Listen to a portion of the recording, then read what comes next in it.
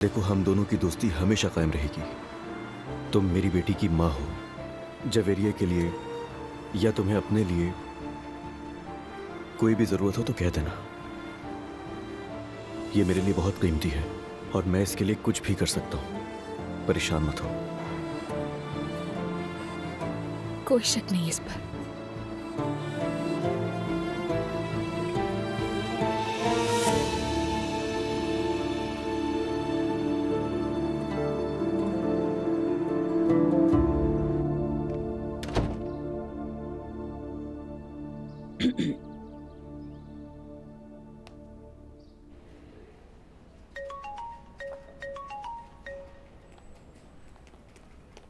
अस्सलाम वालेकुम मम्मी। हाँ नूर बेटा, आज शाम हम लड़की का हाथ मांगने जा रहे हैं। हाँ, ये तो अच्छी बात है।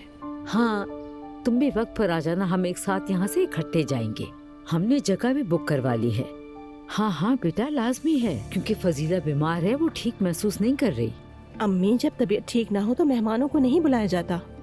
बस तुम अपने काम से आज जल्दी निकल जाना। ठीक है, मैं अकेली आऊंगी, रोहान नहीं आ सकता तबीयत की वजह से। क्यों, क्या हुआ है उसे? शायद जुकाम है, कहीं ऐसा ना आपको लग जाए। ठीक है, कोई बात नहीं बेटी, बस तुम वक्त पे आ जाना। ठीक है, फिर हम शाम को मिलते हैं।